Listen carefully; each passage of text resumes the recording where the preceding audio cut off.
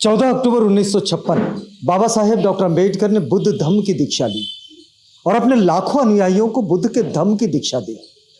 ये जो दीक्षा लेने और देने का कार्य है, इसे पूरी दुनिया ने नोटिस किया धम्म क्रांति के रूप में।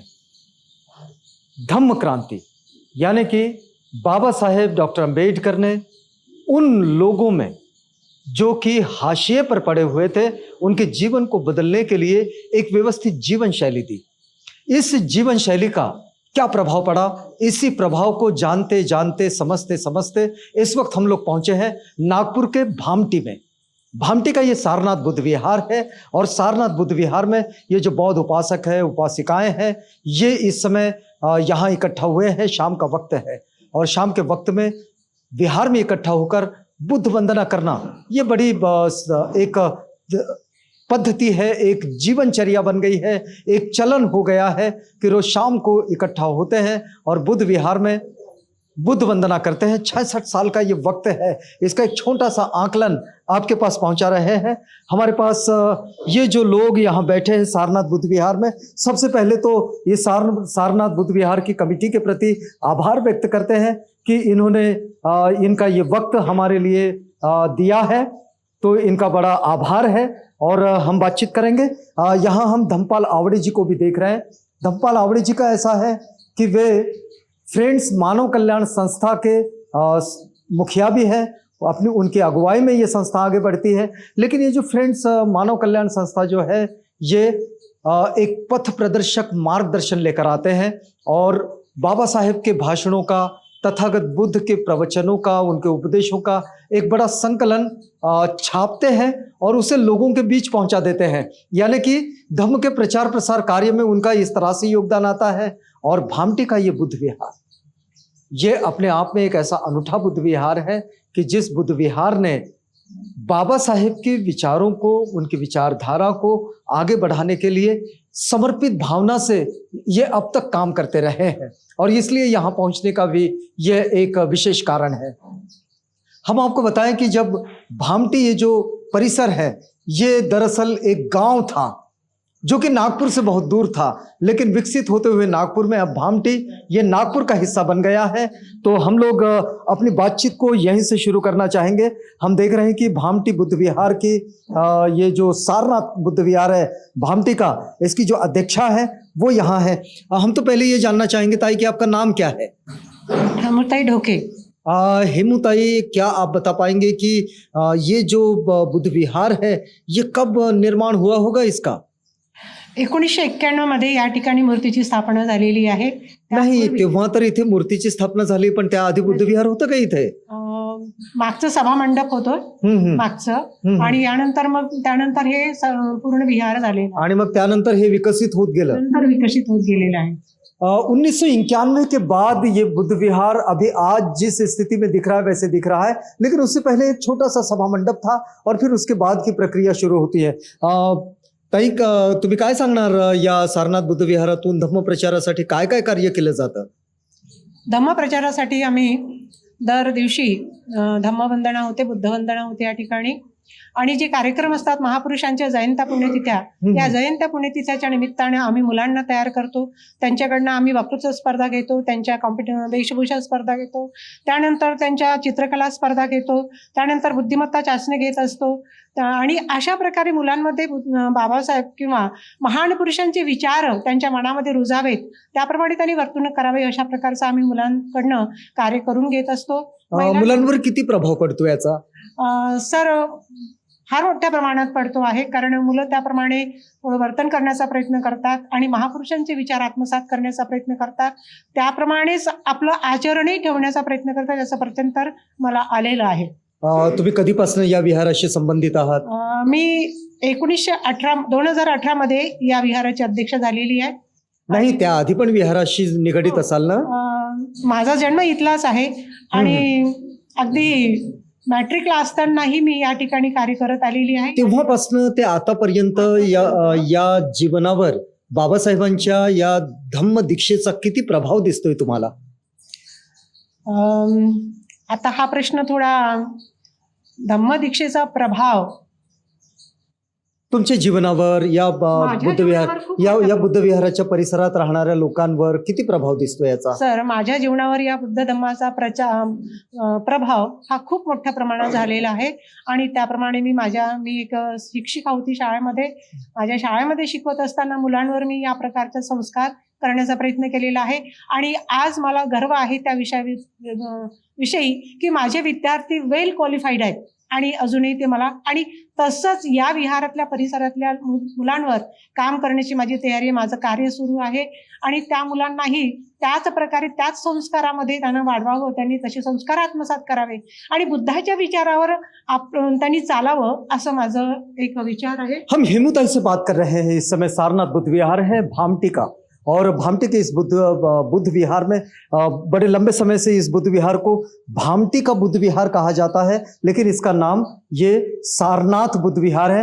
एक और बुद्ध विहार है भामटी में जो यहाँ से और थोड़ी दूरी पर है, और वहाँ एक बड़ा परिसर है। लेकिन यहाँ जो बुद्ध विहार है, ये बुद्ध विहार बड़ा एक्टिव है। यहाँ के सारे लोग इकट्ठा होते हैं, और जो वज्जी वाली बात है कि इकट्ठे होकर चर्चाएं करना, एक दूसरे के साथ बातचीत करना, अपने कामों को आगे बढ़ाना। हम जरा विराज के पास जाएंगे। विराज, आपका संबंध आता है फ्रेंड्स मानव कल्याण संस्था से।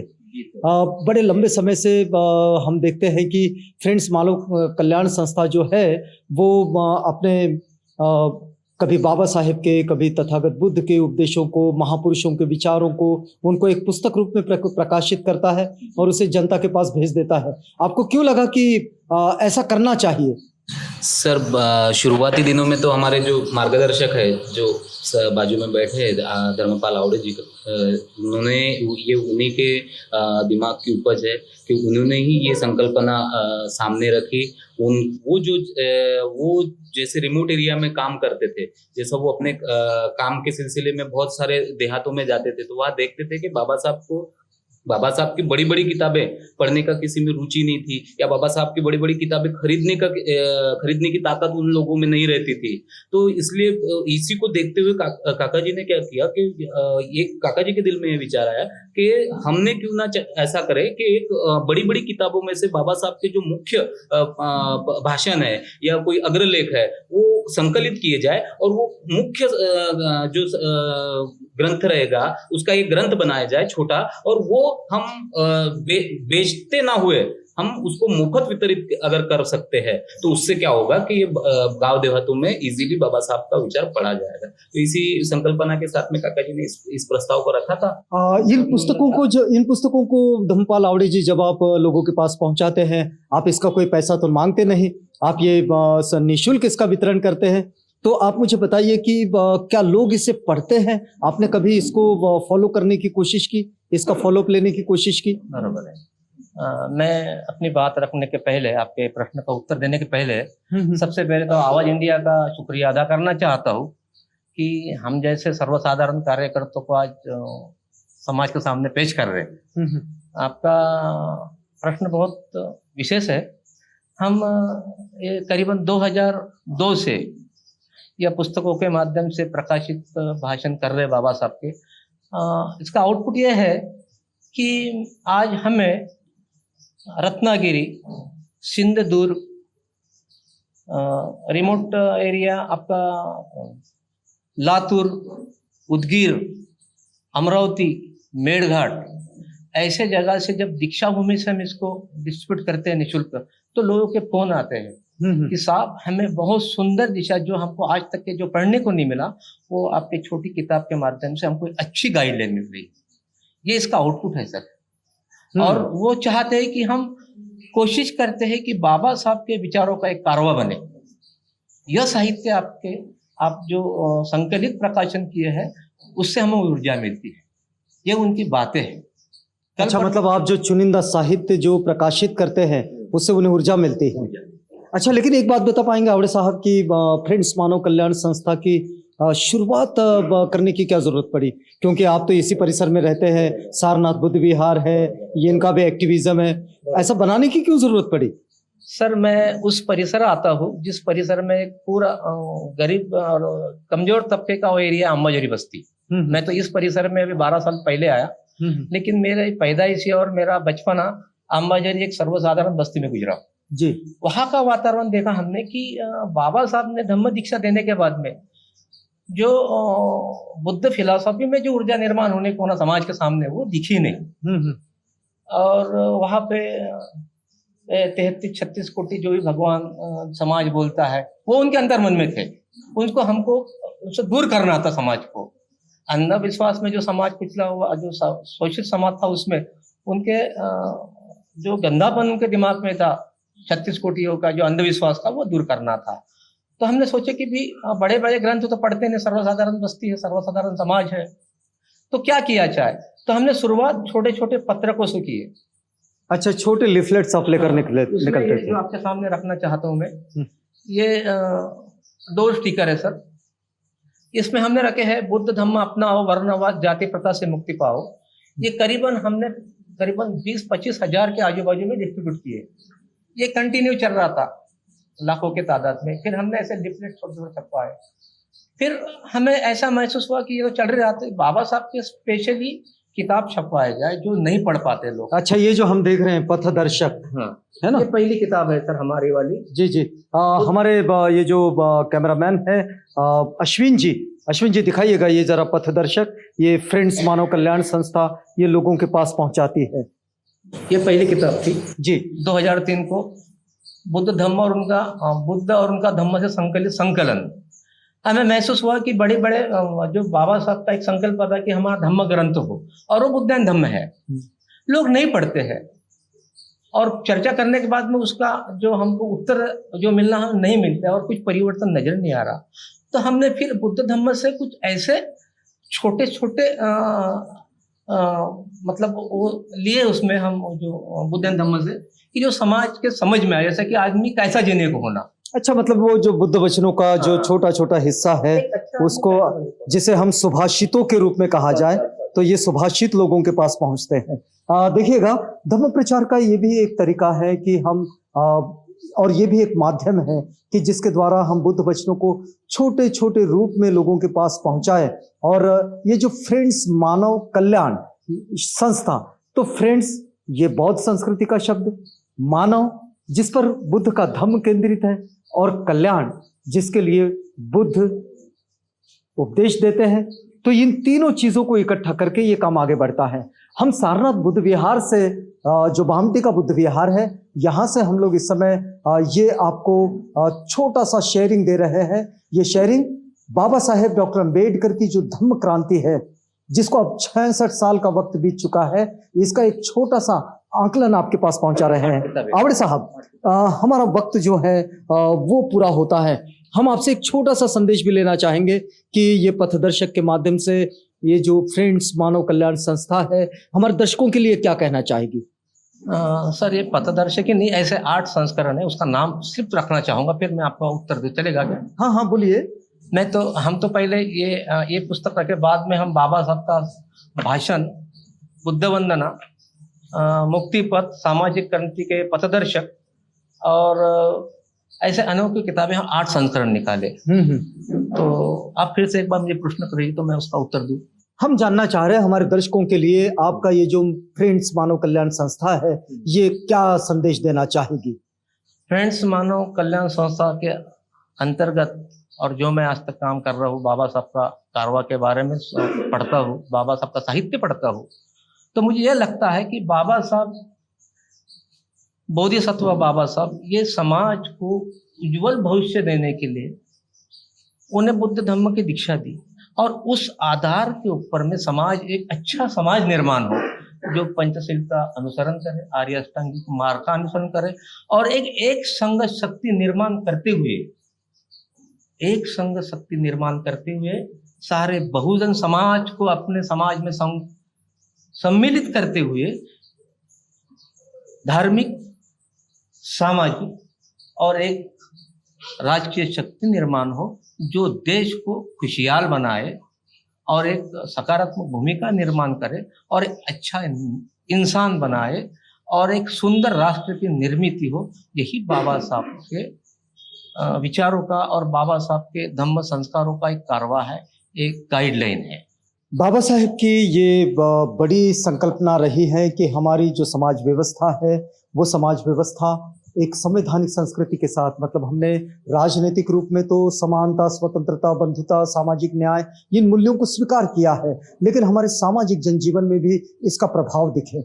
हम इस बातचीत को पूरा करना चाह रहे हैं। हम फिर सारनाथ बुद्ध विहार भामटी नागपुर की अध्यक्षा हेमुताई के पास जाएंगे। हेमुताई, इस बातचीत को हम पूरा करते हैं आपके साथ में।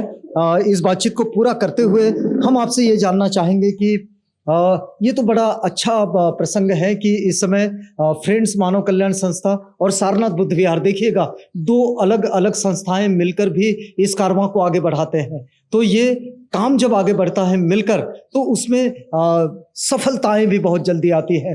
ताई, इस समय हमारे दर्शकों के लिए अगर आप कोई संदेश देना चाहेंगे तो क्या संदेश होगा आपका? मी सर्व महिलांना आणि बंधू भगिनींना हाच संदेश देईन की या विहाराच्या निमित्ताने आपण या प्रसंगी एकत्र आलेला आहात।